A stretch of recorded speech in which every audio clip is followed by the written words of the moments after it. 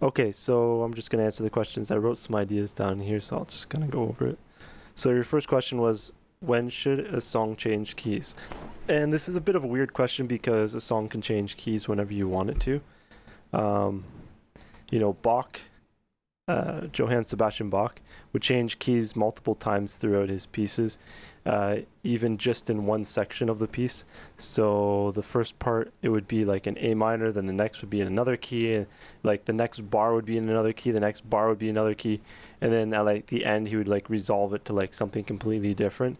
And then you go on to the next section, and you keep changing keys, and then it would resolve back to the A minor again or something. So it was kind of like a full circle in a sense. But I mean, some people think of it like changing keys, where it's like you're playing a part and then you get to the chorus and then boom, that's when you change keys. Or when you go to the bridge and boom, you change keys on that one spot. And that's kind of more like a monolithic approach where you're just changing it on one like key spot. That's more like the pop kind of style approach. But jazz players and classical players will also just change keys throughout the entire section. So like let's say you're just doing a verse. Throughout that entire verse, you're going to be changing keys perhaps like many times. So different ways you can approach it. And so I just wanted to say, if you want to master changing keys and studying Bach's compositions is one of the great ways to do that. That's currently what I'm doing. But in fact, there are people who are called Bach scholars, and they study Bach like crazy because he's such a master of so many compositional techniques that just by playing and analyzing his music, you can understand and master those techniques also.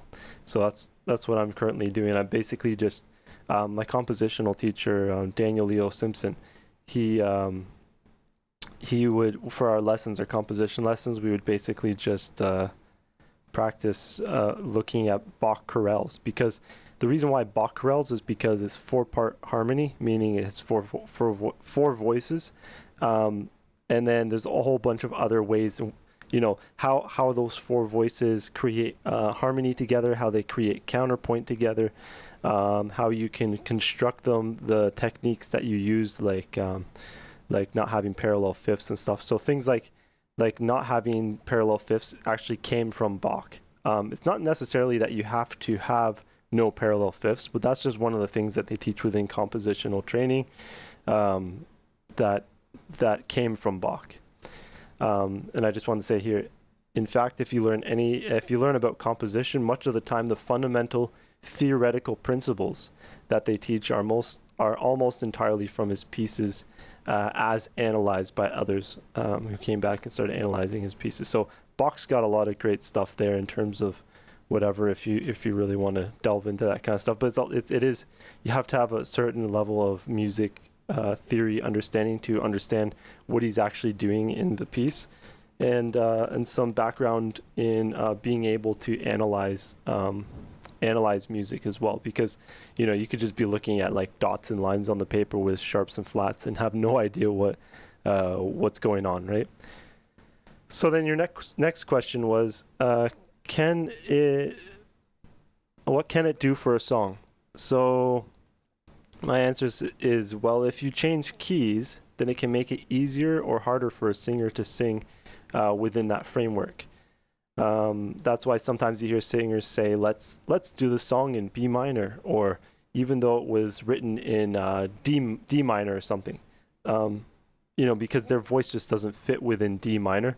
So they have, like, let's say a lower register. So then they lower the key, the whole framework of the song down, and then their voice can actually fit within that range.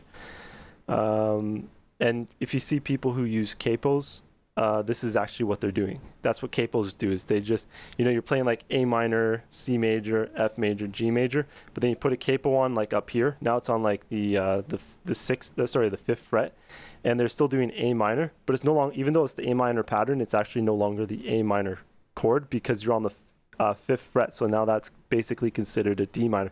So now instead of you playing in A minor, which you were before when you had no capo, now you're actually playing in D minor. Of course, because the capo on the moving key signature. Yeah, so they're just moving the key signature around with capos. Let's move on here. So, are some keys more? Your third question was: are some keys more inherently joyful or somber. And I would say yes, absolutely. For instance, A minor key will be more somber than a major key, especially if it is a harmonic minor, because harmonic minor is a little different. Like when you have natural minor and then you have major, natural minor and major are basically the same thing. They just start on a different root, so to speak. So, but they're all like A minor has no sharps or flats and C major has no sharps or flats, and it's just the fact that it's resolving back to C is what gives it the C major feel, and the fact that it's resolving back to A minor, what gives it the A minor feel. So it's like basically like where is the home of the bird. So I like to think of it as like a bird makes a nest on a tree, and it's still the same tree, and they're flying around, and then they come back and they land back on that nest. If that nest is on the A branch, then it's basically considered like an A minor key signature. Whereas if they make a nest on the C branch, and then they still dance around that tree, and they still fly around the tree and stuff, but they come back and they rest, they repose in their home on the C branch, that would be considered more of like a C scale, but it's still the same tree, it's still the same notes, all that. So the thing is with harmonic minor is that it is different from the C major, like the relative major, in the sense that let's say A natural minor has no sharps or flats, just like C major has no sharps or flats. So it's the same thing, right? But A harmonic minor has one sharp, which is the seventh note, and that's what gives it its distinctive characteristic that sets it apart from C major. And that also helps the seventh, the sharpened seventh also helps it resolve more to the minor mode. And that's one of the ways you can use to figure out if a key is in a major key or a minor key, is if the seventh note of the considered relative minor is actually raised. If it's raised, then it's most likely a harmonic minor. If it's a harmonic minor, it's most likely in a minor key, unless they're modulating from the minor key, the harmonic minor key, back to the major key. But there's different ways of figuring these things out. You kind of just gotta have it, somebody who can show you these, or just have the grit to like struggle your way through it on your own.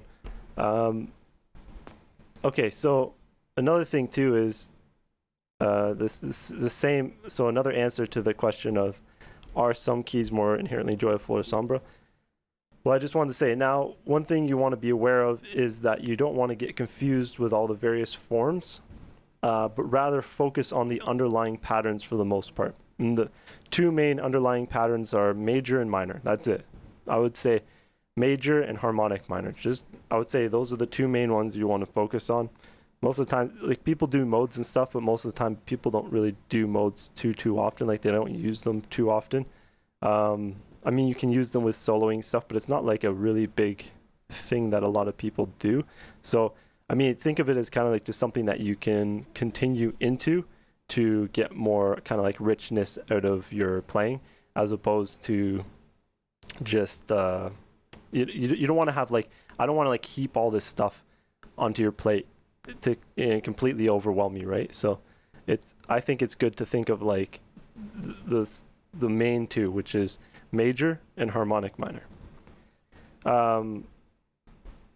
So you don't want to be confused with all the various forms, but rather focus on the underlying patterns for the most part. Now, what I mean by this is that D major has basically the same flavor as E major or as G major, etc., because they're all majors. And to be fair, E major will be different, and I personally see that as like a bright blue sky. Like, I see E major as like a bright blue sky, whereas D major I see more as like a nice rich orangey brown kind of thing. And my brother even says when he plays D major, he thinks it's like the royalty key, because it has that like royal feeling to it. So there are differences between the majors, but for the most part they have the major vibe, okay? Which means that you can always, if you have a song in E major, you can just change it to D major, and then it's basically going to be the same thing. It'll just be a little easier for some people to sing relative to the range that they can sing within. But anyway, so if you think if you think of all the various forms of major as well as all the various forms of the minors, then, and by the way, what I mean by various forms is I mean like like you're getting caught up in like you've got C minor, D minor, C sharp minor, E minor, E flat minor, F minor, right? So don't think of like all there's a lot there, right? So you don't have to think of that. You can just think minor. That's all you harmonic minor. That's all you got to think of. And then all the other various forms are just moving that minor to a different spot. Okay? So you can just think it, like I said, major and harmonic minor. Those are the two that you can kind of focus on if you want to simplify this down, and then approach it from that space of like confidence of knowing those two fundamental things, because it's like that saying of like, if you understand the drop of the ocean, then you can kind of understand the whole ocean. So it's the same kind of thing. It's like there's a lot of like all these different chords and like here's all these patterns and it's so complicated, right? And then but then if you realize, oh wait, all these chords can be summarized with this one thing, this one pattern. So you want to find those fundamental underlying patterns, and it'll make it a lot easier for you to understand the whole entirety of it, because by understanding that fundamental aspect of it, you can understand the entirety of it. So just remember that all majors derive themselves off of the fundamental nature principle that they are based on the major scale pattern. Anyway, so it seem overwhelming with all the choices, etc. Yeah, so it can seem overwhelming with all those choices if you get too far into it, like I was saying. So that's why it's better to just start with the underlying patterns like major, minor, and then modes. Basically just the major and minor. And most of the time, people don't even bother with the modes that much. I would start with major and minor and then play around with the modes later if you want to change things up. So all in all, you have the major and minor, and that's it. That's all you have to worry about, really. Then just think also too, the major is basically the different modes as well. But anyway, so then you just have different forms of those keys like A major, C major, D major, E major, A minor, B minor, F minor, etc. So the main thing I'm saying here is that like once you understand that underlying pattern of like what a major is, now you understand all the other patterns of like this is an A major, this is a C major, this is the D major, this is the E major, because you already know what a major is. So now you can apply it to all those different specific various locations. Now when you have A minor, B minor, F minor, it's the same thing. It's like if you understand what a minor, harmonic minor is, let's say, then now if you understand that fundamental principle, then now you know what an A minor is, a B minor, F minor, etc., right? So figure out the fundamental underlying patterns first, because then it'll help you understand the entirety of all the other different little aspects of its manifestation.